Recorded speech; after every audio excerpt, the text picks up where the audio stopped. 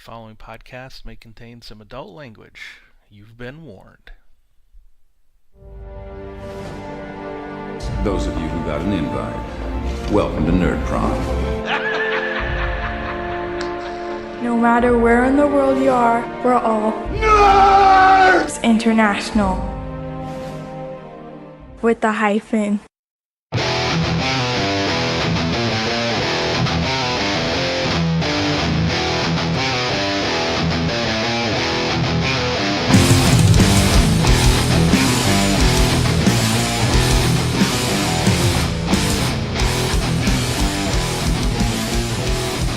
Welcome to Finding the Narrative, the Genesys RPG Podcast. This is a show dedicated to the Genesys role-playing system from Fantasy Flight Games, a show in which we, your hosts, discuss all things Genesys from both a player's and a GM's perspective.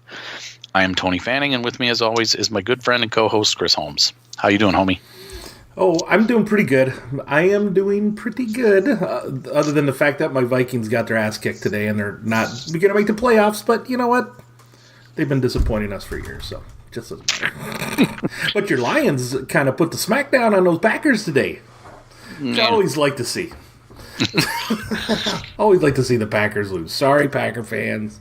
That's but hey, all right. this isn't a football show, is it? It's okay. Well, if we want to talk about football, Manchester United won. They've won 3 straight games since firing their manager, getting a new one. Oh, that kind of football. Oh, yeah. No, I am a Manchester United fan. I do watch Premier League football all the time. My fiance Melissa, she's a Manchester City fan, so we always have quite a bit of in-home rivalry. Oh, well, alrighty then. Maybe one day you'll have to explain to me what that rivalry means. Well, because I'm not a that kind of football fan. I'm an American football fan. That's okay. It's all right. It's all good. Yep. But I did run the I was talking to you earlier. I ran the Force Awakens beginner box last night for my Saturday night group, and they had some fun. It was pretty good. I was starting to tell you the way I would do the ending, because it was a little anticlimactic in a way, because they actually made a couple checks. I think I'd probably want to do a skill challenge at the end there instead. You know what I mean? Like the 8 successes before the 3 failures or something like that, right? It works. It's a little more exciting, but yeah. And again, it's a trick that I learned from the internet. From some another podcast.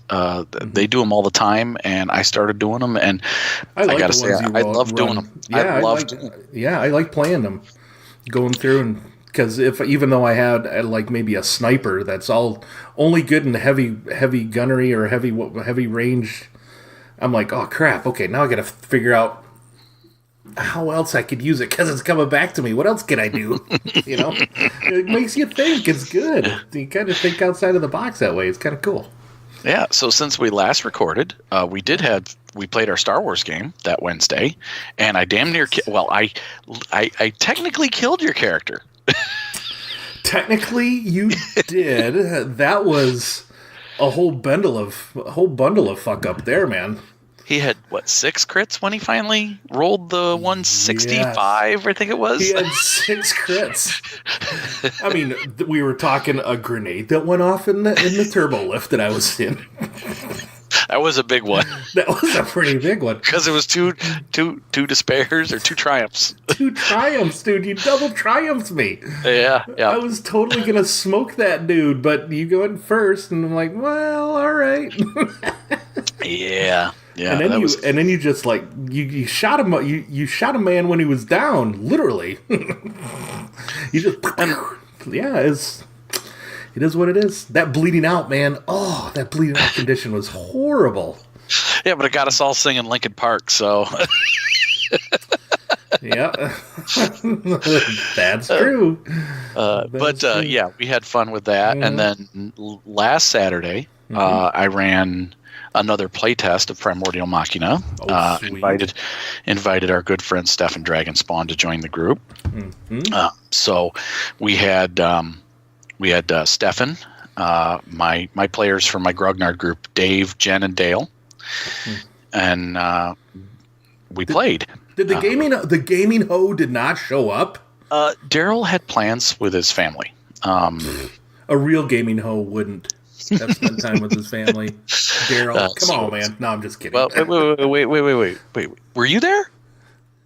No. What was I doing last Saturday? Oh, so you're giving Daryl shit for not being there, but you didn't show up. So I know.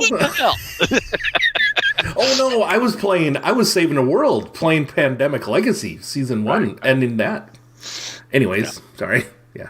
Yeah, it's all good. But we had a lot of fun with it. Now we have in this group that we're playtesting, again, we have Stefan, who really wanted to play Cyclops. Playtest his I'm sorry, no, Stefan couldn't make it. He had the family thing. It was Daryl that showed up. My bad. The hoe was there. Well, of course he was. Stefan had the family thing. Okay. Dinner with his family. Anyhow, he was playing the Cyclops that he made. He made the pierced Cyclops. And then you have your fire or amalgam. The amalgam, right? Jen made a human artificer, a steam-powered wizard, so to speak. Yep. She's, and then Dale, of course, still playing his clockwork machina driver pilot. Nice. And and then Dave made an air amalgam sniper. Dude, that's a cool concept. And then Daryl went ahead and made. Oh gosh, I'm drawing a total blank on what Daryl made. Was that what did he play what he had played before? Did he join us last? I don't think he joined us last time. He was not there. Right, he wasn't. It was Stefan that was, and for some reason, for the life of me, I'm drawing a blank on what Daryl played, but that's fine. I have notes. But he made a Revenant from the core rulebook. Oh yeah, Gunslinger. That's cool. And I love that picture you put up too. That's right. That's pretty awesome. Yeah, I forgot him. I forgot him because he's dead to me. Nice one. That was funny. Because he's dead to you. But no, anyhow. We've been having a lot of fun playtesting it. One of the things I realized is that, I think smaller Machina, like the one that we're using with Dale's character. Yep. I think I'm going to run them like power armor instead of like vehicles. Okay. I'm not sure. Makes sense. I might just put all the weapons into personal scale. Because of some of these Machina weapons being vehicle scale, and then the players being in personal scale and moving this interwoven combat of people casting spells and people. Yeah. So I may put everything into personal scale and just give like vehicle weapons breach, and that's what we practiced on Saturday. Is that I gave their different weapons breach. So that they bypass a lot of soak, and then just give their Machina, the personal size weapons, the personal scale weapons, and with breach they can get past armor a little easier, and their weapons have ratings of breach from 1 to 3. So, gotcha. Well, that's cool. Yeah, that's pretty cool. That was where I was at with it. Awesome. Initially, I was like, "Whoa, what am I going to do? This isn't going to work." Because I wanted to incorporate, because we had the Machina pilot, I wanted to incorporate the vehicles. Okay. So they went on exploring outdoorsy adventure, and so he was in it the whole time. And I'm starting to see the dichotomy of ship weapons versus as we're playing, and I'm seeing personal scale weapons. So, all right, what do we do here? Well, let's try making it a power armor. I started to do that, and then I realized that's not going to work. Mm-hmm. And then I just put all the weapons in personal scale, and it seemed to work well. So there you go. Well, that's cool, dude. That is pretty cool. Kind of what game-wise we've been up to. Yeah, man. Got any news? Really, the only news was me noticing something on the FFG site the other day, and you kind of confirming it, that the Genesys, if you go to the products link, it's not there anymore. They put it under other games And, like you said, they were probably just cleaning up the website up there a little bit. I honestly don't think they're going to have any more core Genesis products. Beyond Android, you think? No, core. Genesis core products. Oh, I see what you're saying. Probably not going to see any more Genesis core products. We might see one, but I highly doubt it. The only core product that I could see would be maybe a generic GM screen, but I would actually make those up setting specific. If I was them, I'd put one out for Android. Or a Tiernoth one or something like that, but hint, nudge, nudge, nudge, maybe a little adventure in there, kind of like what you guys did with the GM screens for Star Wars, hint, hint. Yeah, let's not get ahead of ourselves. We have a whole section of the show about that. Oh, crap, you're right.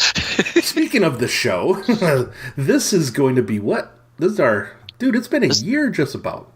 This is Genesis Year 1. It's been a full year since Genesis came out, and then some. Mm-hmm. It came out just a little bit before Christmas of 2016. Yeah. 2017.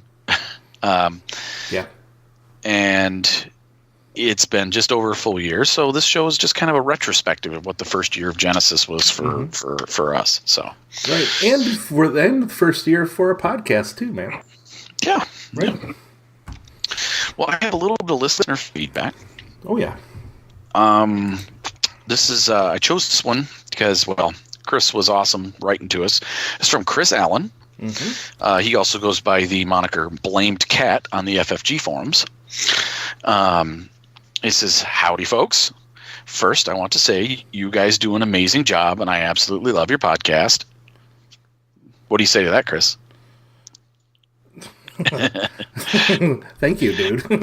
Yes, thank you from the bottom of our hearts, very much. That's awesome. It means so much hearing you guys say every time we read it.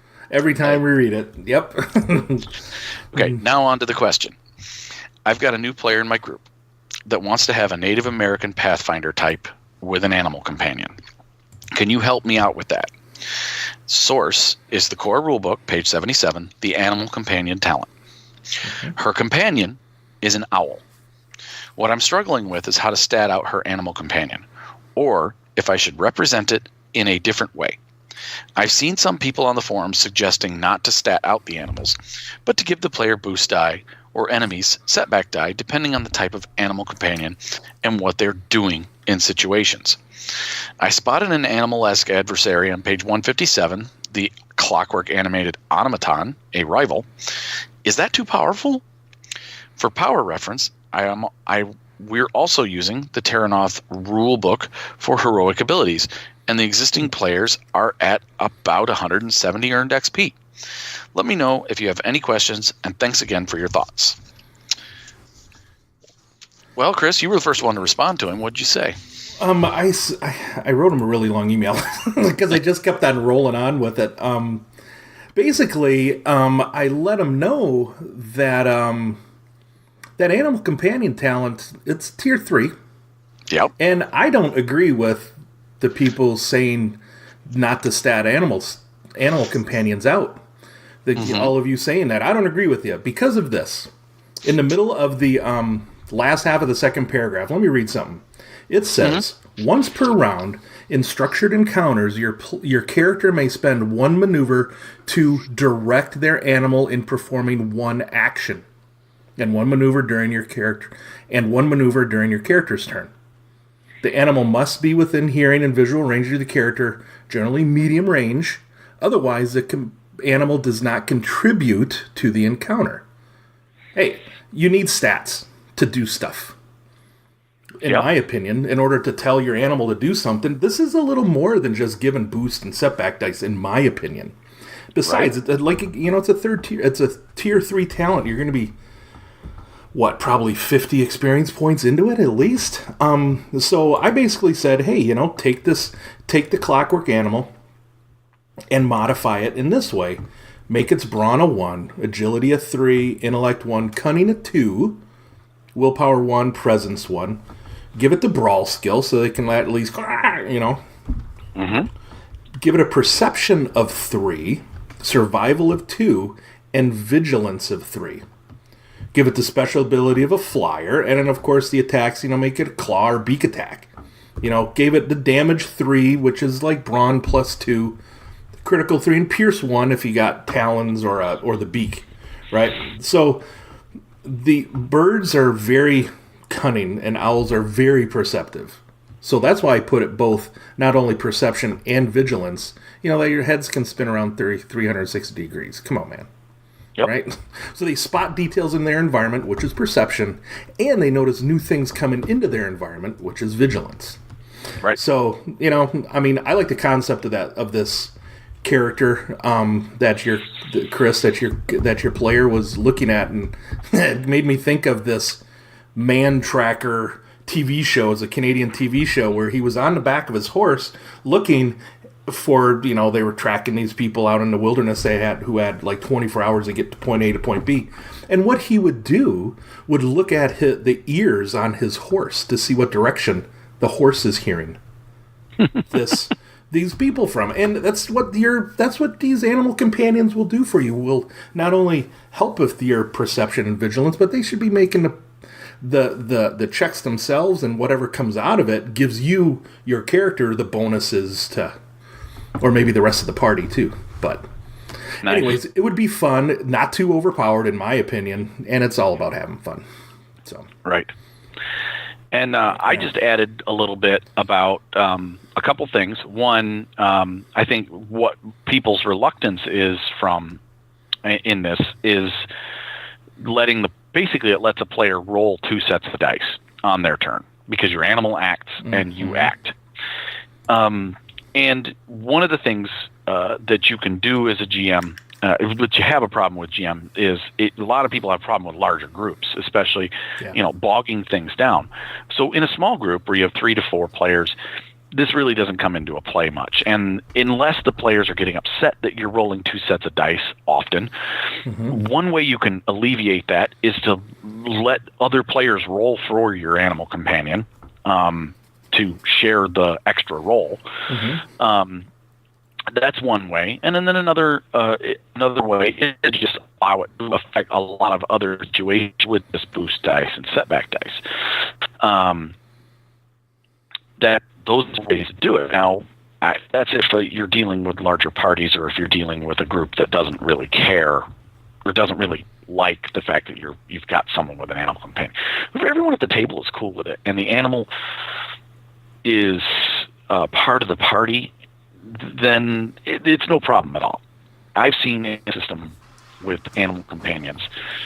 It's not like it was in D/D-Shift-7D or in Mathfinder, where someone got an animal companion and their animal companion was the star of the show, or bogged things down, or was just in the way, which happened a lot, especially in larger groups, which I run a lot of. So, and you run them very well, by the way. Thank you. And the other thing is that I also kind of told him to make a separate cheat sheet for himself as a GM for neat ways to spend advantage and threat for the animal's rolls. Yes.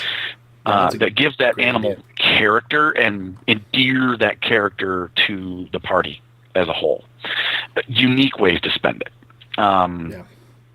And then, of course, he got back with us and said he did use all of our advice. He also added, what was the talent he added to the bird beyond what you? Oh, he did a flyby attack. Like a swoop attack. Yep. He gave a swoop attack identical to that from the Razor Wing Rival on page 147 in the Genesis Core rulebook. Yep. So, cool. It seems like it worked really well for him. He even came up with a really nice, came back with his nice character companion sheet that he then put up on the FFG forums for people. And I think it was beautiful, the way it looks and works, and I want to congratulate Chris. You did a great job. And thanks for getting a hold of us, man. Yeah, exactly. And I'll throw the link to to your thread for the animal companion character sheet up there as well there, Chris. So the rest of the community can take a look at it and check it out. Great job, dude. Most awesome. And then we had one other feedback from YouTube on our show that we had last show with Eric Lamoureux. Is from Sam Barrett again. Hi, Sam. He says, well done yet again, guys. I'd never really thought about a Mafia RPG, but now I can see how awesome it could be. Oh, yeah. Fun challenge. How does one GM a Tarantino-style game with a non-chronological plot? Also, hey, Chris, that's a good question. I have not come up with a good answer for it yet. Maybe we brainstorm it for a moment. Yeah. So, after you finish reading this. So. This is also, hey, Chris, though I don't doubt the printed sheet is worthy of your 50 pieces of awesome. The bit where Tony talked about fighting dinosaurs reminded me of something I found on the FFG forum. So, but anyhow, back to his Tarantino-style game thing. Yeah, how would you do that beyond... I mean, you could probably do... what do they call them in Savage Worlds? Narratives where you kind of talk about something in the past. Kind of basically what Harrison was doing all throughout your damn Deep Madness game, right? And that's exactly what came to my mind. Yeah. Is that you want to encourage a Tarantino-style game, encourage your players to spend their story points by using flashbacks to describe things that have in the past. Yeah, that's what I was looking for. Yeah. Well, in Savage Worlds, they call it. It's not a flashback. Not a narrative. No, it was. I can't remember what it. I don't know. I'm getting too old. No. I know. It's terrible. It'll come to me right after we've done talking about it. We're going to be right in the middle of like Advantageous Threats, and you're going to say, "Bah! Oh, yeah, that's it." That's fine. But basically, you just when someone goes to spend a destiny point, you make a monologue about how something happened in the past that made this, whether it's something from their childhood that affects things, or whether it's something, when they were talking to a buddy in a bar or whatever. If you got the chance to listen to my Deep Madness game that was over on the RPG Brewery before he pulled down the feed, you'll hear Harrison Hunt going and doing this every time he would spend a story point. He would go back and do these little flashbacks. Which is great. I thought it was awesome. That's one way to do it. Mm-hmm. Another way is you put your characters in the beginning of a scene. You set up the scene for them. Yep. This is what happened. You're gonna, you've got all of this stuff happening in front of you. Now pause. Then you go back and do a skill challenge that will set up more things that they can add to that scene, and how they got there, and all this other stuff. That's one way of doing it. That's another way of doing it, Tarantino style. I've heard it kind of done that way. It like there was an adventure written by GM Chris over on the Order 66. He wrote where his players come in with amnesia. And they start out in a place, or they start out in a vault that they were robbing, and they all have amnesia from gas that went off. Yeah. And then they have to. He gives them snippets of the past as they're getting advantage and triumphs in the game. That's cool. So they get little snippets of what happened in their past, so you could run an amnesia style game too, which would be kind of Tarantino-esque. Right. Other than that, I mean, the Tarantino method is really hard to get right. That's why only one dude does it well. Exactly. And yeah, it is kind of a tough thing. And I mean, if you wanted to play out like if you have all of these different scenes and you want to start from the end and then work your way backwards, like the movie, Memento? Yeah. I mean, that's like classic. I mean, that's great, but you can't give everybody amnesia or short-term memory loss, which I did play a character with short-term memory loss. Damn fun. But I don't know. It'd be very challenging. It all depends. It also depends on how far back in time you go. because I know his, like, the movies were kind of within, like days of each other, and whatever, just kind of going forward and backwards and playing them out. But, so then you get in a case where, well, if your characters are going back in time, well, how much experience points do they have? Right? And you want to play out a scene and stuff there. Though, you could take a page out of the Cypher system, and I was playing the Strange game. You have these little fold-over sheets that they have where you could fold over your character sheet that has interesting the stuff about your character that has changed between worlds is just another sheet that you kind of put on there. And in this case, different levels of XP. It'd be challenging, fun. We'll see. But, Sam, if you do try it, let us know. If you're doing it as a one-shot, you could totally give out 2 different versions of the character, one with a little more earned XP. Mm-hmm. When it comes time, it's like, oh, by the way, we're flashbacking. Here you go. Here's old you. Here's old you. That would be good. I think a one-shot would be fun that way. Yeah. Yep. Yep. By the way, they're called interludes. Of course they are. Why, did somebody text you? No. Oh, that's right. We're not live, are we? Why am I thinking we're live? Interludes, yes. Yeah, they're called interludes. Yes, they should. I said as soon as we stopped talking about it, it would come to me. Oh, exactly. Cool. All right. Yeah, so anyhow, thanks, Sam. Thanks, Chris. Thanks to all our listeners that have put up with us for the last year too. Well, those that have reached out to us are really special. Yes, they are. They're so few and far between too. Exactly. That's why you're special. All right, shall we get on to the next section? Let's do it.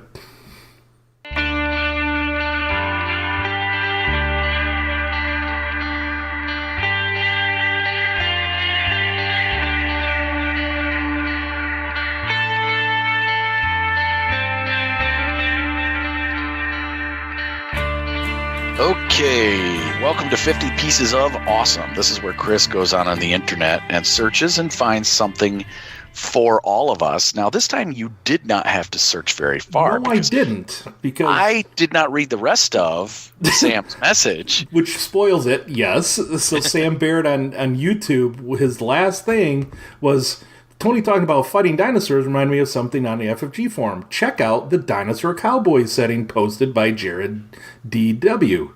The art alone is worth 50 pieces, I think. I will second that, because he had me at the first picture, man.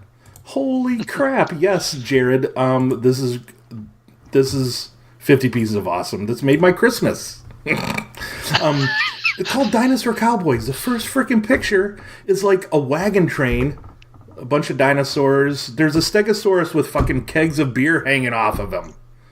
Oh my god! There's like a Brontosaurus size looking thing that has like the top of a wagon and a covered wagon over it, with the guy riding shotgun on the little bounce. I forgot what kind of seat that is. Pogo stick? Well, not a pogo stick, but it's but it's a special. There's a special term for it. I can't remember. But your classic covered wagon, right? And okay. I know what you're saying. Triceratops. Yeah. There's a special name for that kind. It doesn't matter. And cowboy, dude, they're cowboys on frickin' dinosaurs. I don't know what more I have to say. just take that image in, everybody. Take that image in. Cowboys on dinosaurs. And yeah, there's a talent called Dinosaur Wrangler. Heck yes, I said dinosaur wrangling. How you do it? I don't know. But looks cool. Yeah, and one of the cool things, which makes me think of my the Primeval Thule setting, is Jared here added backgrounds that you can pick for your characters, which is kind of a new mechanic to kind of give them flaws. So one is bigotry. A character has something against a particular race, religion, or other group of people. Cost, and you get 5 experience points for taking it. Yep. There's the enemy. Somebody has an enemy. They have a major handicap, a minor handicap, infamous. In a friggin' Wild West setting, who wouldn't want to be that gunslinger that everybody's afraid of when you walk into town, you'll suffer an upgraded penalty on charm, depending, maybe coercion and negotiation, etc. For something like that, yeah, I mean, you're getting 10 XP, but you're going to have upgraded checks on a few skills. Is it worth it to you? I don't know, but it adds flavor. So that's kind of cool.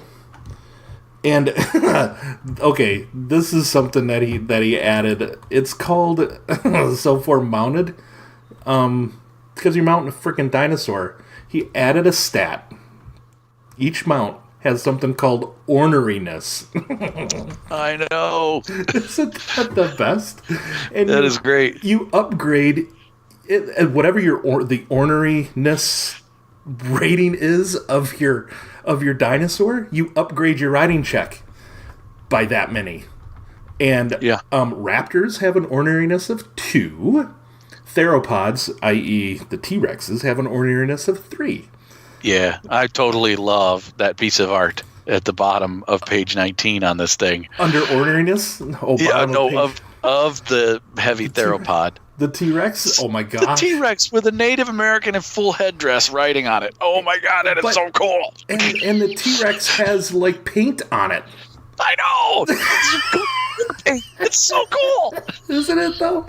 Dude, I never thought I would be saying this sentence. Well, you're going to need to upgrade your riding check because your raptor's ornery. I mean, that farm's ornery. That is ornery. Oh, and one thing that he added, which is kind of cool, actually, makes me think of Deadlands, to be honest, is he added a ranged primitive skill, which basically ranged weapons that aren't firearms for those Native Americans that don't necessarily. I mean, Native Americans obviously have fired rifles and such, but in the Deadlands game, I played a Native American that like was totally against like metal and always had his tomahawk and his bow and arrows and stuff, javelins and crossbows, but didn't want to use gunpowder, or in this case, with range primitive, it's only limited to those weapons that don't use, what do you call it, black powder or anything. Nice. So goes into that. There's mainly and then he's added a bunch of talents, which are setting specific. Like I said, the Dinosaur Wrangler. It's a ranked talent. Starts at tier 2. Adds a boost die per rank of Dinosaur Wrangler checks to tame or wrangle dinosaurs. Pretty sweet. And then he's got a section on. Then he's got stats for dinosaurs in here. There's actually added some weapons. Derringer pistols, shotgun, rifles, and this is a great start to something pretty special. And yeah. This is great. An Ankylosaurus. So the picture of the Ankylosaurus has like a prospector leading it with all of his prospector like things, and I can't think of a better dinosaur that my prospector would have than an Ankylosaurus, to be honest.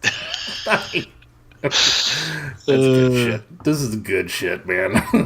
That is. I love it. So check this out. Yeah, this is out up there on the Fantasy Flight forums. I think it's underneath the your settings, but I'm definitely I will put a link to this in the show notes, most definitely. Okay.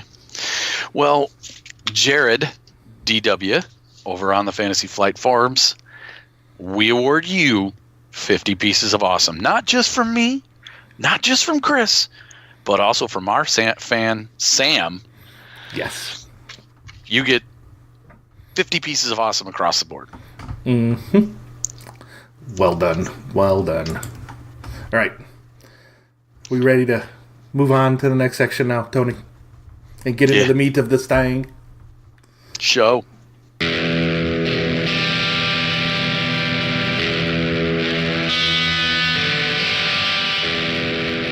All right, everybody. Welcome back. And you can open up your books of Genesis. No, not really. We're not really going to talk all about all the books. We're just going to talk. We're going to talk about year 1. Genesis, what it was for Genesis, what it was for us here at Finding the Narrative, and what you guys can expect from us this next year. Yeah. So to start out, I want to say, first and foremost, thank you to my co-host. You have been an amazing, awesome co-host for the past year. I love doing this show with you, and I just got to put that out there, buddy. I don't think I could have said that any better myself. I know it was a little over a year ago when we back at Con and a Cobb when Jamie was like, you guys got to do a podcast together, and we kind of looked at each other and went, all right, why not? And yeah, dude, I look forward to doing this with you, and I don't know, we got a pretty good chemistry just bouncing back and forth because we're old gamers that just like talking about games. Yeah. Role playing and this system, which is awesome too. So, yeah. Yeah, and we did, when we first came on, and we came on with our first show, Genesis was the only thing we had. Mm-hmm. The core rule book. And so Chris and I kind of developed a format that we wanted. I mean, when we were thinking about show ideas, we had a list that Chris and I created. We sat and we did 3 hours of just chatting about how we were going to do the show. Yeah.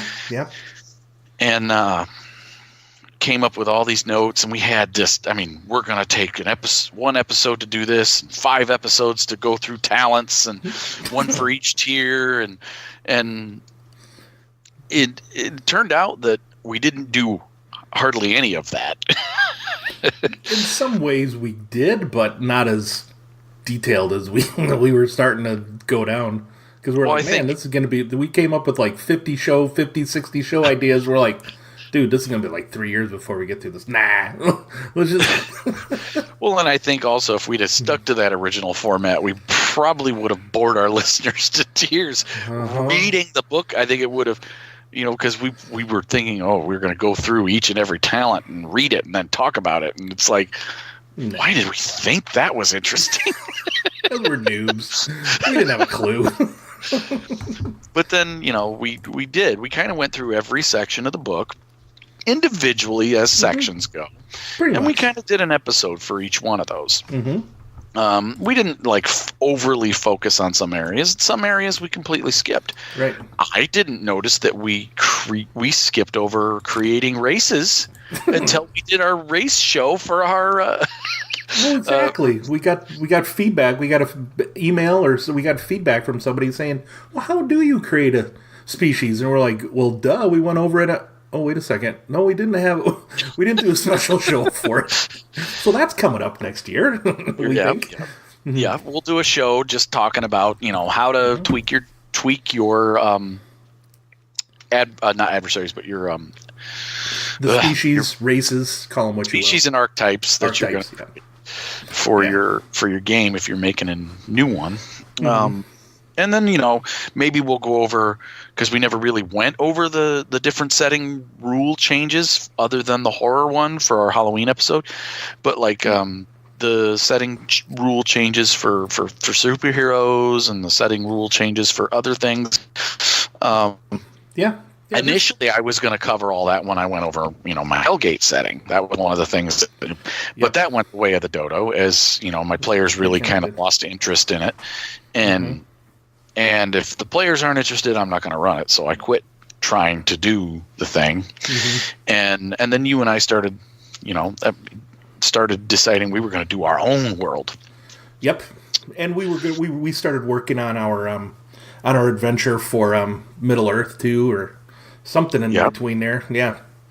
Started thinking about that, but yeah, but then we got into, so we've had show segments come and go. Setting the Tone kind of has started out as us talking about the settings we were creating, and then it became more about reading some of the fluffy sections of these wonderful books that we have, the particularly the Realms of Terranoth, and soon coming the Android setting. And we'll continue to do that. I think that's something that I enjoy doing that. Yeah, it's we can get on and talk about it. And like I said, when I created my Terranoth game, and when you created, or when Stefan created his Terranoth game for you guys in the RPG Brewery, you read a little snippet about an area. Yep. And all of a sudden that sparks ideas for GMs. And voila, a campaign is formed, or a small series of adventures. Exactly. And I think that setting the tone and doing it that way for us, it maybe something we say will help spark something in your campaign, or us bouncing ideas off of each other, spark something for us to run in the future. And that was always kind of our thought of this, not only that section setting the tone, but for our podcast too. You know, I mean, we'll talk about things, we'll throw our little anecdotes in there. That's kind of why we do throw them in there, that make get everybody's, you know, creative juices flowing, you know, which is kind of what's this all about, telling good stories and being creative and, you know, working that brain muscle. Right? Yeah. If you're a GM out there and you listen to our podcast and you hear us talking about something that happened with our groups and our players and how we ran a specific scenario, your players don't listen to our show. Copy it. Yeah, we don't care. You know? Exactly. So, and I like doing that too. I mean, my players don't listen to a lot of the things I listen to. I get my inspiration from all sorts of places. Yeah. Yep. Yeah. But then we had so originally we had Jamie from the RPG Brewery on. He was our first guest. That's right. One of the three magi. Yeah. When we talked about magic, which was probably the most what's the word I'm looking for? Not revolutionary thing about this system, but something that for me has changed the way I thought about casting spells, characters, you know, their characters casting spells, just the way that it's done. I haven't really done it like that before. Very freeform.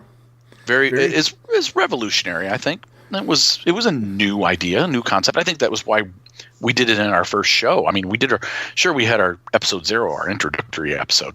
Right. But then our first real show topic was magic. And that was because you, me, and Jamie were, and I'm sure a lot of our fans out there, a lot of you other people, the magic for this system was such a eye-opening experience.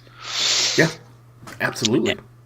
And just looking at, you know, like I said, we had Jamie on there, and then we had, you know, Jamie and Stefan, and then we've had Stefan. One of the things that was suggested to us by Jamie way back when, he even gave us the contact email, was to talk to Sam Stewart or talk to the two Tims when the Terranoth book came out. And I don't know whether it was you or me, or both of us together, but we kind of decided that was not going to be the route our show was going to go, that we were really not going to talk to the industry guys, because everybody talks to the industry guys. And the only questions I'm going to have for industry guys are going to be what's up next. And those are the ones they won't answer. Exactly. I mean, really, the other things that we can pull from them would be, hey, how would you run this? Hey, create advantageous threats for us. How would you adjudicate this? Those would be some interesting things, but for the most part, no. Yeah. And so our guest spot, so to speak, on our show kind of became, hey, what friend do we have that has experience with this? And bring them on and ask them. And as it goes, you know, we have no plans in the near future to talk to any of the industry folks yet. But we do plan on inviting on our friends. And doing crossovers with Stefan and Jamie from the RPG Brewery, because they're big Genesis fans. And Jamie has you on his show all the time doing live plays. The live play, And Stefan and him are both huge fans of Genesis and Terranoth. Jamie runs Rune Wars all the time, plays it. He's just going nuts painting the miniatures. I honestly, you know, we're probably going to have those guys on here crossing over. I know we've got a crossover show coming up. Do you want to break the news, or should I? Oh, go ahead. All right. So I'll let you break that. January 8th, our 1 year anniversary. 8th or 9th? 9th. Wednesday the 9th. 8th. Is it Wednesday the 9th? Wednesday the 9th. Wednesday the 9th. My apologies. No problem. Wednesday the 9th, our 1 year anniversary from our first show. Jim Parton, who ran us through his Terranoth Online one-shot back in October or September. / Android, right? Yep. Terranoth Online. Terranoth Online, yeah. Oh, that's what you meant. That's right. Terranoth Online in Android, yeah. Yes. He is going to have us back. We are going to do, whether it's a 1-part or a 2-part, don't know. But he's going to do a game for us, and we've invited Stefan and Jamie to play along. So Gorgo and Killzak will have a couple of companions. Yeah, they will. So we're going to be doing that over on either on the RPG Brewery's live feed on Twitch or on Jim Parton's live feed on Twitch. It's Jimmy Fett. Not sure which one yet. That will be, check out our social media links. Right before the show, we'll put out hey, we're going live and on this channel. Yep. And that'll probably be, what time will that probably be? I know Jamie wants it's probably 8 Central, maybe 9 your time, Eastern time. Probably, something like that. Potentially, it could be 7 Eastern time, 8 Central, and I don't know. 7. No, that'd be what? I don't know. He's Pacific time. I have no damn clue when he's want to get on. We'll see. Yeah, just check that out. We'll let you all know. Find us on the movies. Yeah, unfortunately, Jamie being the one that's on Pacific time, you're on Central, and Jim and Stefan and I are all on Eastern time. So that'll be the only hairy thing there. But yeah, we're gonna get on. We're gonna play for a special Wednesday night 1 year anniversary. Yeah. Because as you know, Chris and I record on Sundays. And we try to hit, in fact, segue into this, we've tried to hit every 2 weeks. Which we kind of have, dude. We're on this is going to be number 25. Yeah. The 25th episode. And our next one at the 1 year anniversary will be 26 episodes. Yeah. 2 a week. Two a week. 1 every 2 weeks. Sorry. Are you sure? I can't do 2 a week. No. I wouldn't want to do 2 a week. Me neither. But so we've got that coming up, and then we have all this Primordial Machina stuff that we're working on. Chris and I are just loving this setting, and my players are loving it too. So we're gonna really get into doing a full, how does magic work in the system? We're going to do an episode on that. We're going to talk about. We're probably going to have an episode or 2 about the gear. Hell, we can even do a whole freaking show on the mechs. Yeah, the Machina part of Primordial Machina. Right. So and then we're going to be doing probably a show on adversaries. Yep. Maybe some of the stuff from as I'm writing more and more fluff for the setting. Some of that stuff will come out in our setting the tone. Yep. And then what else have we got coming up in the next year? I don't know. I mean, we're going to be going to Con and a Cob again later on in the year. But no, they haven't announced it yet. I know there was some chatter a while back of doing a Nerds International Virtual Con 3. Okay. So we may see that. Cool. But we're gonna do. We'll both be at Con on the Cob again. Yep. And Android, that setting will be coming out. And we'll be reviewing that book and probably going over that one from stem to stern. Yep. And we really haven't gone over the entire. I mean, we've gone over a few things in Tyranoth that makes it Tyranoth, right? Like we had like a heroic, the heroic ability show. Mm-hmm. And we did the review, the round table with the guys from the RPG Brewery, Jamie and Stefan on that, didn't we? We had them on for that, didn't we? Yeah. And We read a little bit of fluff out of it too, but yeah, I can't wait to jump into that Android setting. Yeah, there's more to be mined from the books. We're still going to be going over the books for the next year, and hopefully we'll hear from Fantasy Flight that they're going to continue the line, and that we'll see Tannhauser or Age of Steam or Twilight Imperium or any one of those settings we'll hear about a setting book for. Yeah. I'm hoping. Arkham Horror. Yeah, but I'm sure everyone would love that, but I don't think they have any license for the RPG. They probably don't, and do they? Because the books are open? I don't know how all that works, so... Yeah, it's hard to... I'm not even going to speculate. Yeah. But, so, I mean, that's pretty much it for what we've got coming down the pipe, and I'm looking forward to it. How was your one? How was your one at Genesis? Tell me, how much Genesis did you run? How much Genesis did I run? Yeah. I haven't run anything face-to-face other than what I ran at Con on the Cob with you. Really? Cooperatively. No, I haven't run any Genesis. Did I run anything online? No, I haven't run anything online for anybody. I've run some Star Wars stuff, but so maybe a personal goal for yourself for next year is to shit or get off the pot, buddy. Run some games. Is it more of a resolution? You think? Because do we have New Year's tomorrow or day after tomorrow? Yeah. Could be. I ran. I did say I didn't run. I just ran the one that we had out at Con on the Cob. I'm so lame. I ran a lot of Genesis. I started out running Primeval Thule at the beginning of the year, running your Primeval Thule setting for my Grognarts. Yeah. They loved it, but it still wasn't it still didn't. And then Terranoth came out, and we jumped right into it. We ran.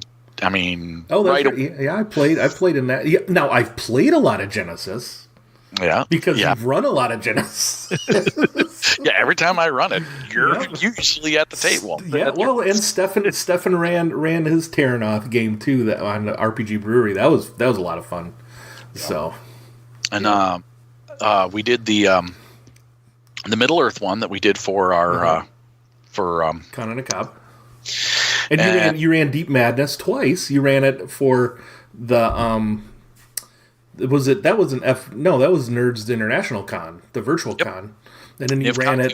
Yeah, and then you ran the face-to-face game at Con on the Cob, which was great. And I got to say, the face-to-face was way more fun. Even though we had a lot of distractions and we had a group that was just all drunks having a good time, I thought it just came together so much better with all the props. It did. Because that was the one thing that inspired me to do the Deep Madness game was the beautiful miniatures that came with that board game and the tiles and everything. And beautifully disturbing Cthulhu-esque miniatures, by the way. They were awesome. Yep. And then so I'm probably going to run some more of that in the future. Probably going to incorporate some of the expansion stuff for it. Yep. Because they, I don't know if you know, but I got in on the second Kickstarter and bought some more of the expansions for it, including a novel that they write about it. Oh, cool. Yeah, I got in on that Kickstarter too. So. And so I'm probably going to run some of that in the future. But cool. And then I also ran a one shot at my FLGS of Terranoth. I ran just core rulebook when it first came out, and that went fun. It was a 1970s crime drama type thing, and it was kind of like I took the League of Extraordinary Gentlemen, the 1970s, and kind of Genesisized it. Is what I did. Oh, sweet, dude. And then let's see, what else did I played in only three Genesis games the whole year. Really? I played in 3 separate games the whole year. Well, we played in Jim's.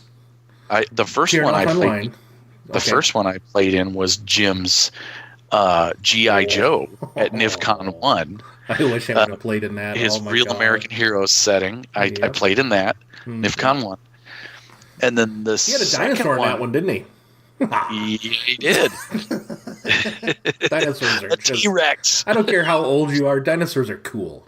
Dinosaurs are cool. And actually, I'm wearing my Some of our Jurassic first Park. toys. I'm wearing my Jurassic Park shirt that I got for Christmas. Very nice. I gotta tell you about a cool shirt that I got, but at Christmas. But I'll tell you that later. The second one I played in was you and I running the Middle Earth. Middle Earth, where we both played. Technically, we both played in that too. Yeah, you're right. We did. And then then I ran in. I also played in Jamie's Terranoth. So 4 games. I played in Jamie's Terranoth. Okay.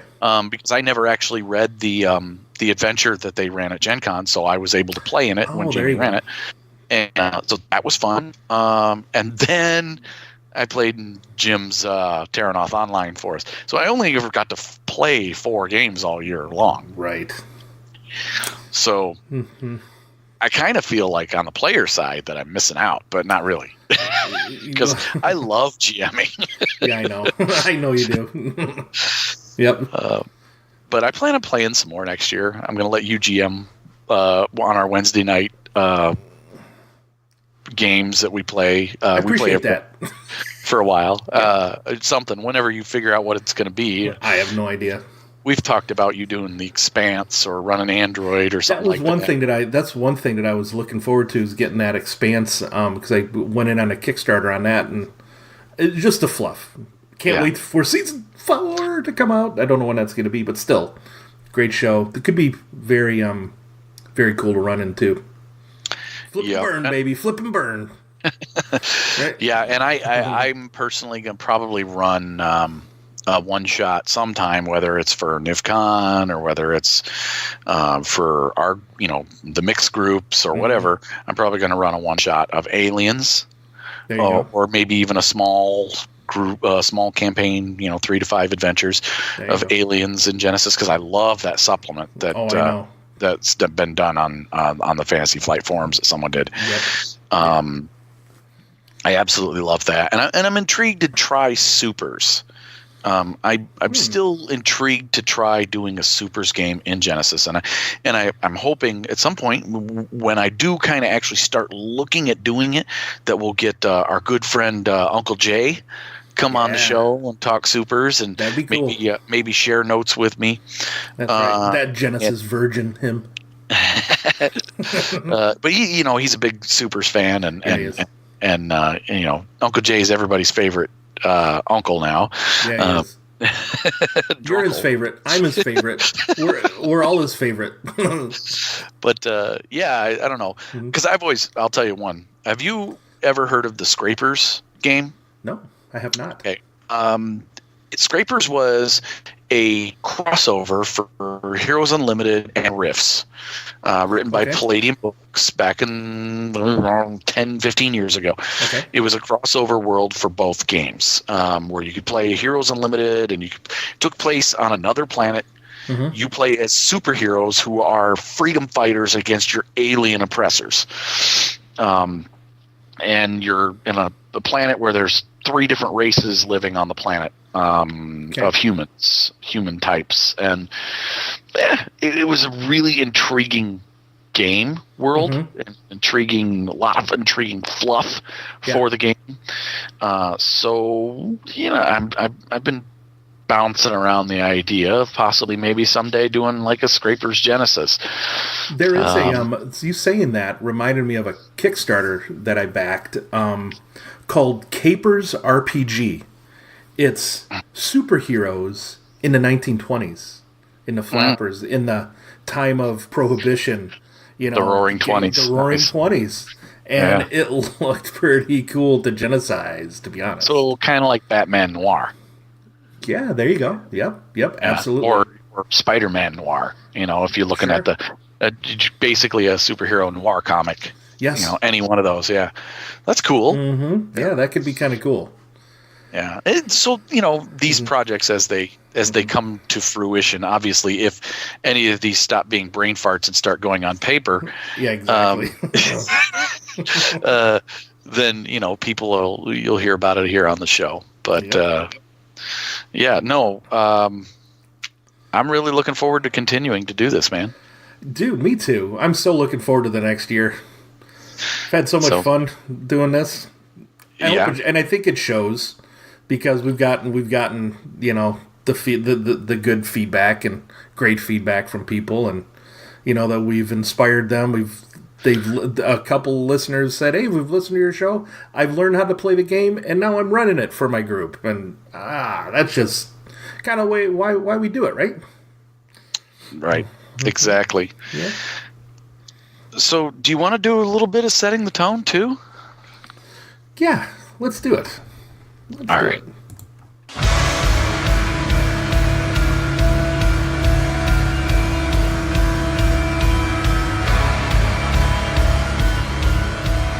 Welcome to Setting the Tone, folks. We're not actually going to read anything fluffy. We're going to read our wish list and the wish list of some of our players. I need to make a wish list? Well, you didn't have to make one. You just do this on the fly. I'm doing it on the fly. I put it out there on social medias, on the MeWe and on Facebook, that I wanted to hear what our awesome fans out there wanted from Genesys in 2019. Cool. And let me start with me personally. Personally, what I want more. Just more Genesys. I want Fantasy Flight to keep the line going, to keep giving it support, to keep giving us more settings, maybe continue to flesh out the settings that they have, with more books, Adversaries of Terranoth, or, extra regions from Rune War setting other than Terranoth, or Android follow-up book, or anything like that. That stuff would be great, my opinion. Then also another setting. I honestly wasn't keen on the idea of them doing Tannhauser next initially, but after you and I went and saw Overlord, I so very much would like to see Tannhauser come. Yeah, you could say fuck yes, bring Tannhauser on. You can.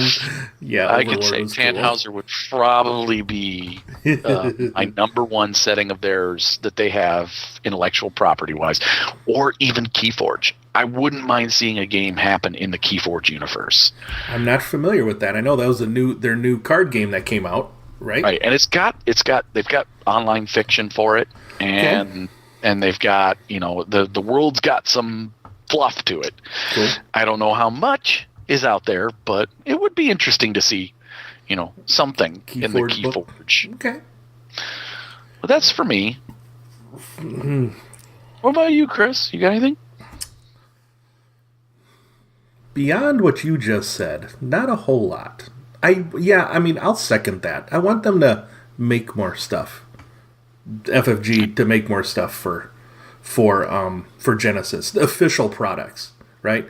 But I must tell you, if you want a setting of really anything, if you're looking for anything, some of the things that we've mentioned, some of them in 50 Pieces of Awesome, but there are other settings out there that the fans, you guys are listening to this, guys and gals that are listening to this podcast are putting out there to the community.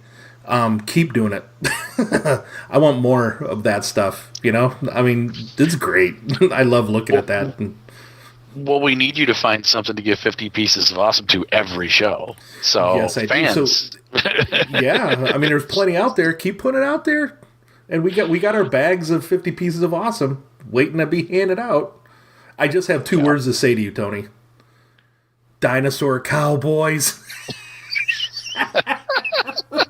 I'm sorry. Oh, no, that's I'm not. all right. No, I'm really not. Do not apologize for what you love, brother. No. And right. You know what I would like? Even though I've done a bit of it myself, I'd like to see them get involved with Fantasy Grounds and put some official support on that. if they would like. And you could contact me if you want me to do some freelance work if you need to. If any of you over at FFG are listening. No, just kidding. But no, seriously. Well, this is the most important show segment for them to listen to. This is our wish list. Yes. Ours and our fans, which is a force to be reckoned with. We're talking tens of people here. Yes. Listen to us, or else you won't be getting these hundreds of dollars from us all. Or whatever it is. No, seriously though, some Fantasy Grounds support would be great. Create the rule set. Now, granted, there's a rule set based on there for out there that it's based on the Star Wars rule set, which licensing thing for them not to do, but the narrative dice system is theirs. They can totally put a rule set out there for Fantasy Grounds, so that'd be something. For Genesis, for Terranoth, I mean, it's another way for them to make money because each one of those rule sets you have to buy. Right now, there's fan created free stuff. I would rather have an official product that works right than have to constantly have Chris tweak the fan created stuff to make it work the way I want it to. Yeah. But I mean, it is what it is. But I'll add that little snippet to our list. Okay, well, we got some feedback on Mayway on Facebook. I got a 1 thumbs up. So as in they want more stuff. But right. Our one Facebook follower. Yay! Thank you. Who are you? We don't know. No, I don't know if the Facebook feed just didn't give it to anybody or what. But if you guys didn't see it and you want to respond, feel free. I'll read them off in upcoming feedback sections of our show. If you go over there, if you're on Facebook and you're not on Mayway, go over there. Tell me what you want coming from Genesis. Yeah. But here's what Uncle Jay had to say. I think for me, seeing what Genesis has to offer in terms of setting books, I'll get Android, but I hope to see other settings being released in 2019. Mm-hmm. I think that's a common thread. Let's see. Yeah. Daryl Cartier, our good friend, the Gaming Ho, says, I'm wondering if Genesis will come out with splat books like Star Wars for additional background and flavor. Also interested for Android. Okay.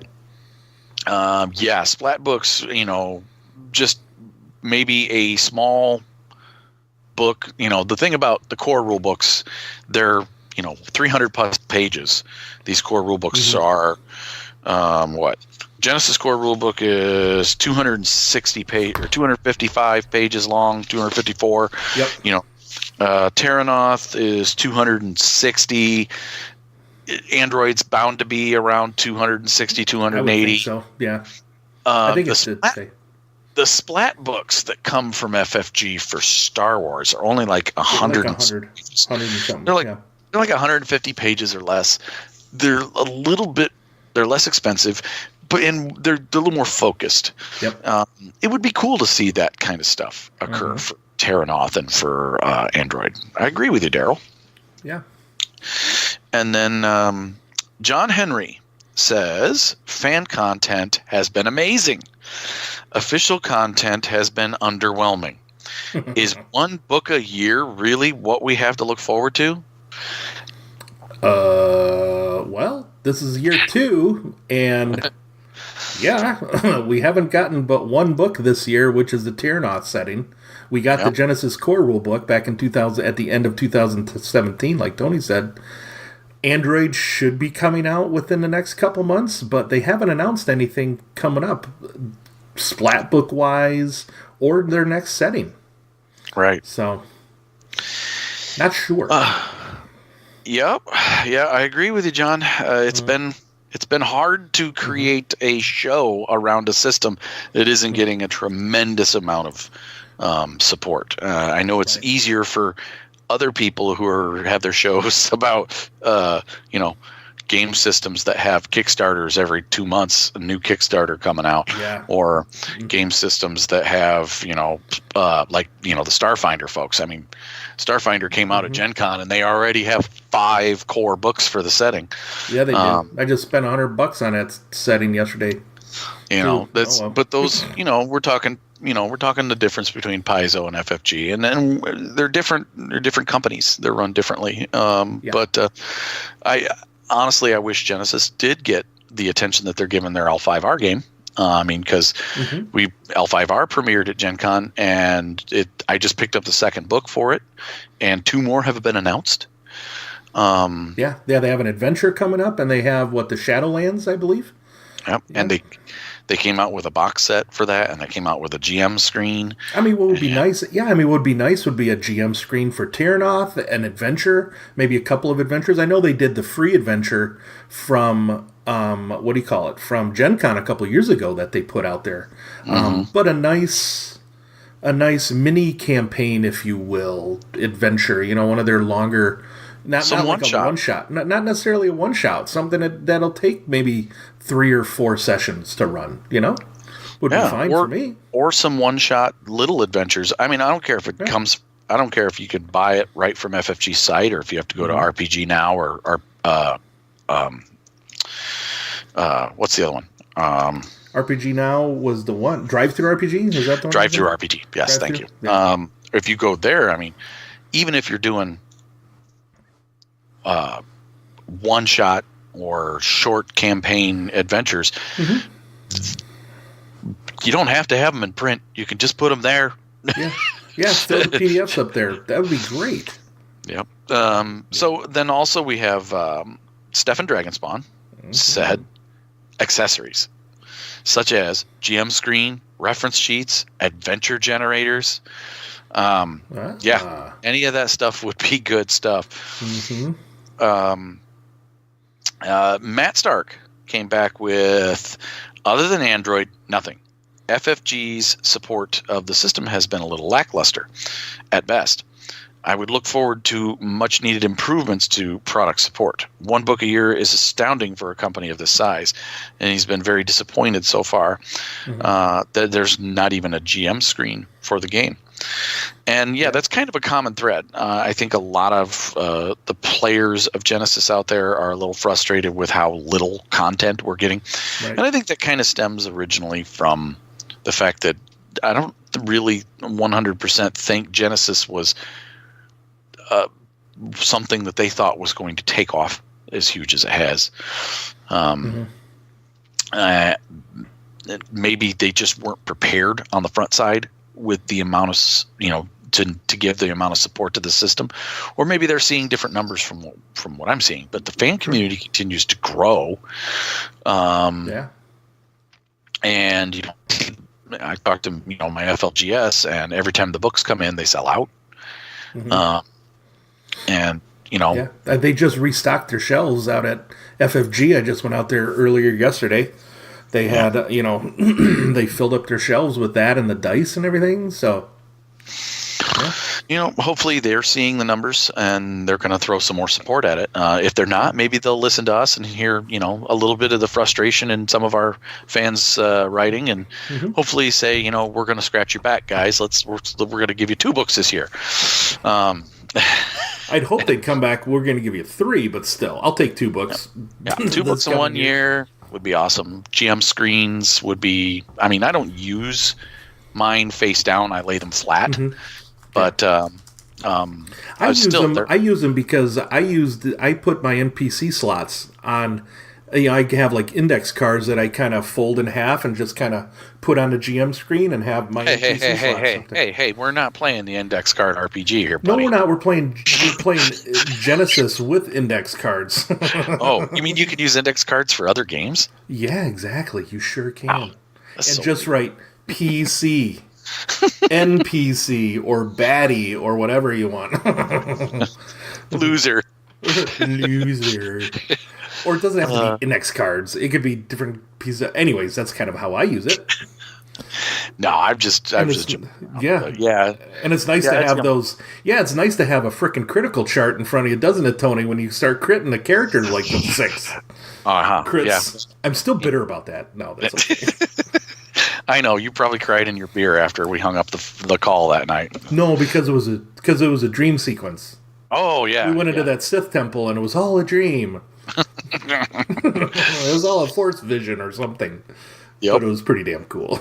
Anyway, I always keep mine, my GM screen that I have here for Star Wars. I always keep it open at my desk for laying flat out. And when I'm running the game locally at my local game store, I do the same thing. I lay it flat so that I can see the critical tables. And I mean, last night when I ran, I have the Star Wars, actually all of the GM screens, because I'm just like that. Which I might have. I might have good adventures. adventures. Oh yeah, they do have some pretty good adventures there. But I didn't have the screen with me.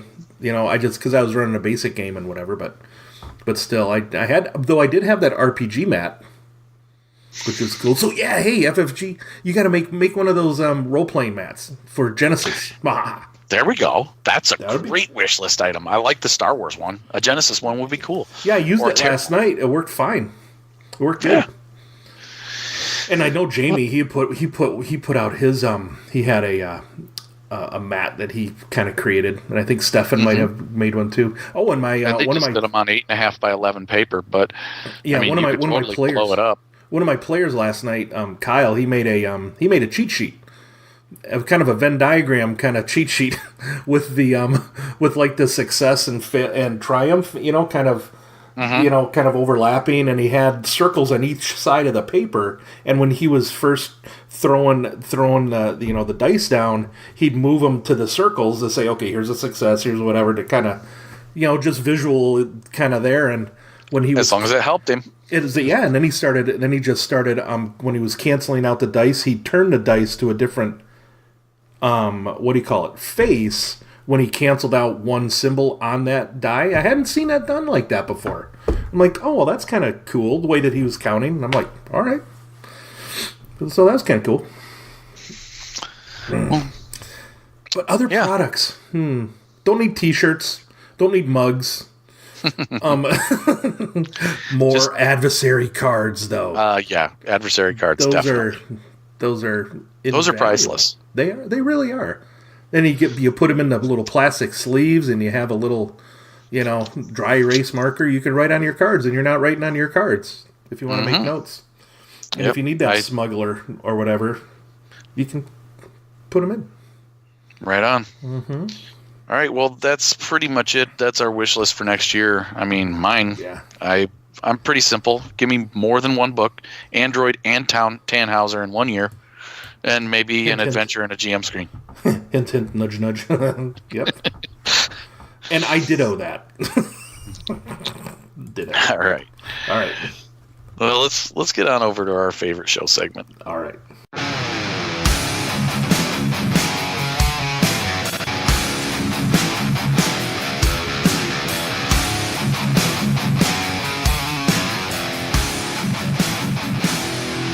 All right, everybody. Welcome back to our favorite show segment, and hopefully yours. Pretty sure everybody likes this one, because we just have so much fun doing this. Advantageous Threats all. This is where Tony and I kind of come up with a little scenario. We roll some dice and talk to a narrative. Create a narrative here. So what you got for us first? Why don't you go first? Well, I brought back Hemlock Jones, my Kung Fu P.I. from 1970s crime drama, who I picture being kind of like a Jim Kelly kind of character. There you go. So the TV show didn't get canceled. It's still going. All right. Yep. Hemlock Jones is back, and he's about to enter the Mushu Palace, a Chinese restaurant known as a front for gang activity, in search of a missing girl. The GM has decided to handle this tense situation as in structured combat rounds, and I have one initiative. So I plan on using my counteroffer talent to kick this off. Now, counteroffer is a tier 2 talent. Its activation is active, so it requires a roll, and it's not ranked. And it lets me, once per session, Hemlock Jones may use this talent to choose one non-nemesis adversary within medium range and make an opposed negotiation versus discipline check. If successful, the target becomes staggered until the end of the next turn.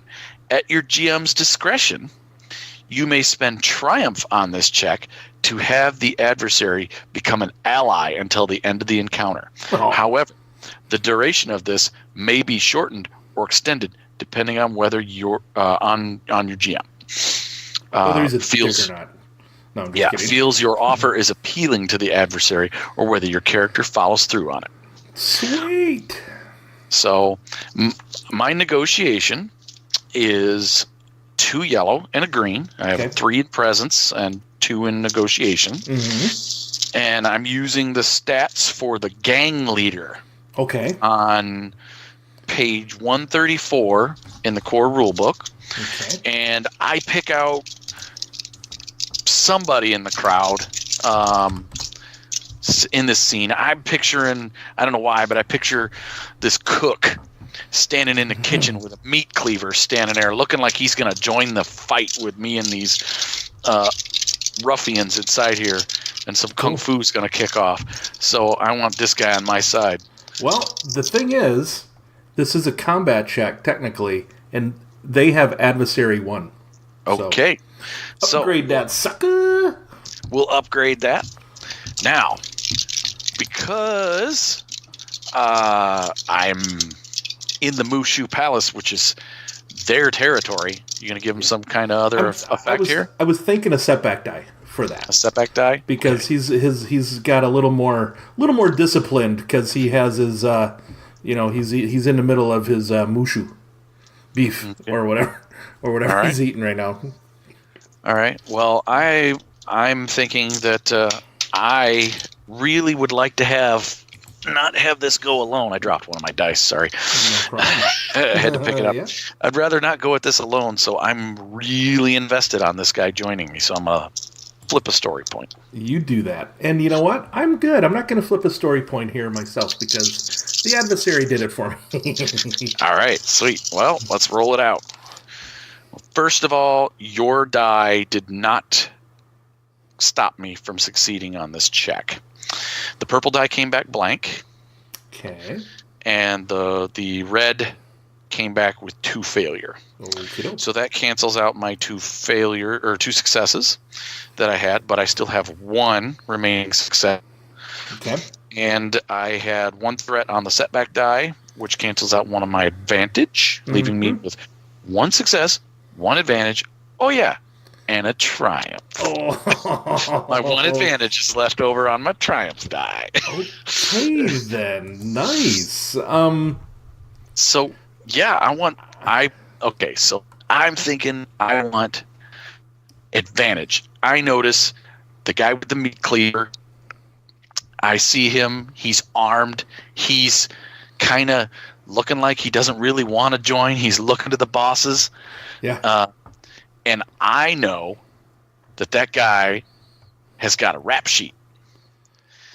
And I point to him and say, you help me out on this, I'll let you go. All right.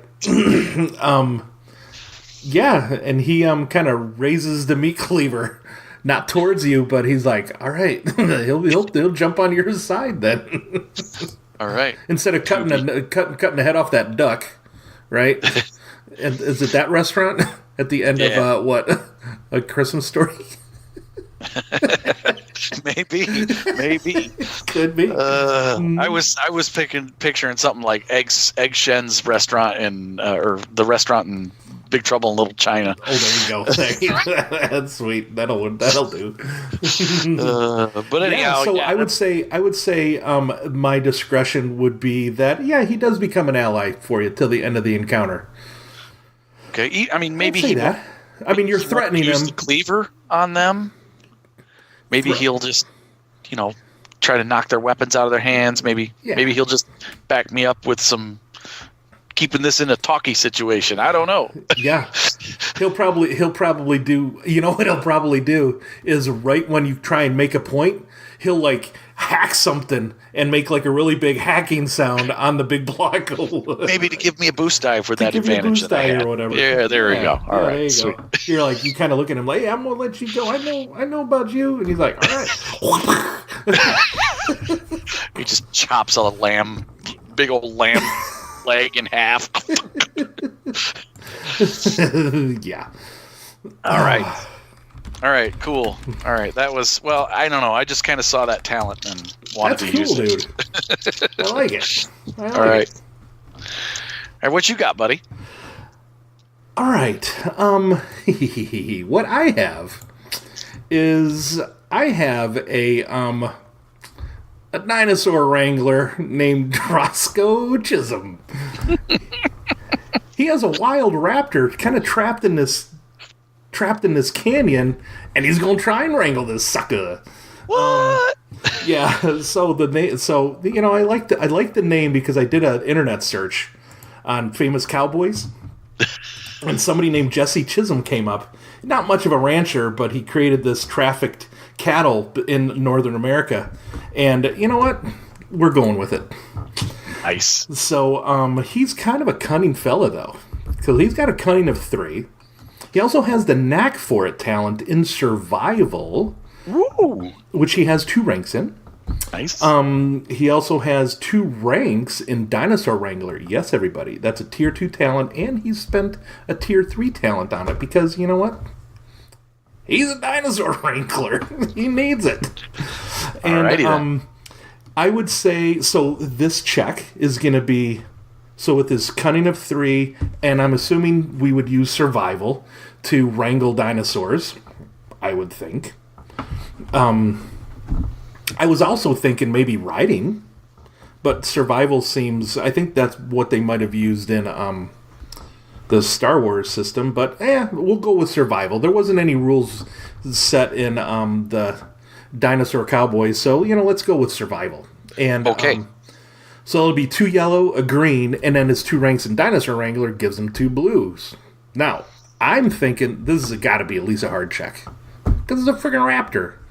Oh, yeah. And I was also thinking, not only does the orneriness stat count on riding, but wrangling them as well.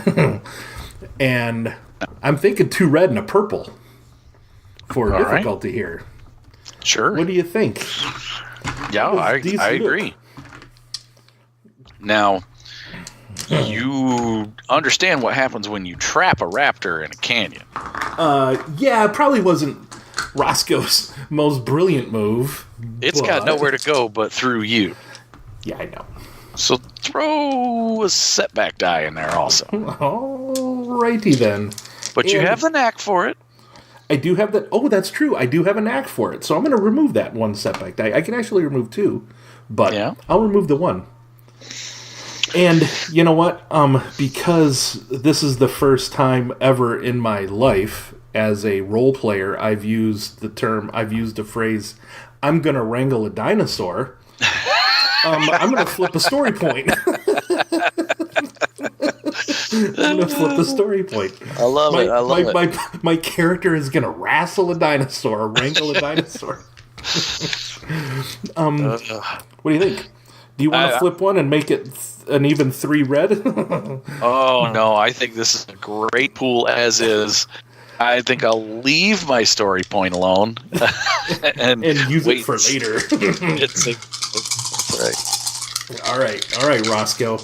We have 3 yellow, 2 blue, 2 red, and a purple. Oh, Good thing you got big old man hands to roll that with. that's right. But holy failure, Batman. Oh, So I got a failure on each of my red dice. The purple came up with 2 threat. One of my blue came up blank, had a success on my other blue, and then my 3 yellow came up with 4 advantage and a success. So I'm left with a net 2 advantage. So I failed to wrangle him. okay. Now, wrangling, when you say wrangling, you're trying to rope it, right? Well, I'm thinking, see, now this is the thing. I mean, isn't this where the narrative maybe come in? Maybe I so I have it cornered. Roscoe has it cornered. Maybe he throws a nice big, juicy Stegosaurus steak, like from the Flintstones, out at the thing, right? To maybe kind of, calm it down. Maybe this could be more of a skill check, or not a skill check, but a test Skill challenge.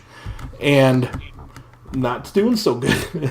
But I'm thinking that juicy steak, man, will give me a boost die on my next attempt to wrangle this thing. Okay. Well, failure means that the raptor has moved just one failed check. So if you're going to do this as a skill challenge, let's say that is a skill challenge, one failed check would mean that the raptor has now moved into a position that's rather unfavorable to you next turn. Maybe and chomping range? Yeah. Or chomping my dinosaur mount range? I don't know. Maybe I'm still on the mount. Throwing the steak. It's probably. drooling, but you can't tell whether it's looking at you or looking at the steak. Perfect. So maybe that next check I'd make a little harder. Yeah, I would think so too. Yep. All right. So, all right. I hope you guys enjoyed that. I know I did. That could have been. How often you get to wrangle a velociraptor? Apparently, you guys might see Roscoe next week. I might be able to do it every other week. No. We'll continue this challenge on the next Finding the Narrative. No. Beautiful. Yeah. All right, man. Well, let's run on out of here and end this thing. Sound good? Groovy. All right.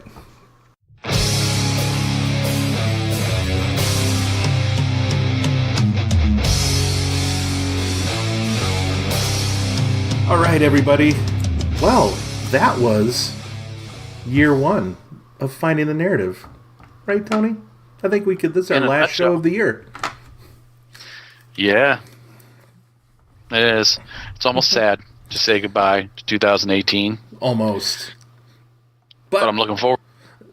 Yeah, me too. I'm looking forward to next year. I'm looking forward to Android. I'm looking forward to more. So let's see. Let's give a shout out. You mentioned his name earlier. The barbarian himself, Matt Stark. He has Thoughts of a Barbarian out there, basically talking anything gaming. He's got a sweet logo too. And if you go out there, he wrote up a little what do you call it? A little review of Kana Nakab where you can see Tony in his fuzzy Wampa hat, flexing and doing his thing. So you can find him out at thoughtsofabarbarian.blogspot.com, on the MeWe's. He's a proud Nerds International member, and his Twitter at mstark78. Yeah, good stuff out there from him. Yeah, he does a lot of cool stuff. He runs Tales for the Loop, which is a game I still have yet to play. I'm so intrigued by that game. And he runs that. What is that? A D6 system? D10? Yes, I think it's a D6s. You got to roll 6s for successes. Yeah. And, you have your pools of D6s and you roll them. Neat little character creation way to create characters, too, because it kind of reminded me of, like, Dungeon World in a little way, where you kind of have links to other characters in the other characters in your party, too, Kind of neat. Yeah, Matt loves that game. He loves Castles and Crusades. He loves that. He runs that. But he talks about just about everything gaming he on his blog, and it's a very informative blog. Matt's a great writer. Mm-hmm. Absolutely. And he's been on our show, so give Matt a listen or a read. Sorry, a read. A read. Yes. All right. Well, you can find him and us over on MeWe. In the Nerds International community. Yep. You can contact us at findingthenarrativepodcast@gmail.com. Promise we'll read it. Promise we'll answer. Promise. You can contact me, Finding the Narrative on Facebook. And Tony will always send that to me, a little snapshot of it. Yep, I always do. And tell your friends about us, listen to us. They can find us on Podbean, iTunes, YouTube, and Google Play. Yep. And that's pretty much it. Yeah, man. This is Tony saying, keep rolling them bones.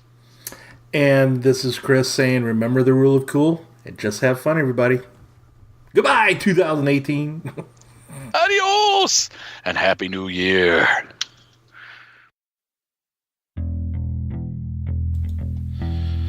Finding the Narrative Podcast is not affiliated with or endorsed by any companies mentioned on this show. Any of the products mentioned on our show or appear on our website are the property and copyright of their respected owners. All items are used under fair use and educational and review purposes. All other items are the intellectual property of Finding the Narrative Podcast. Copyright 2018, all rights reserved.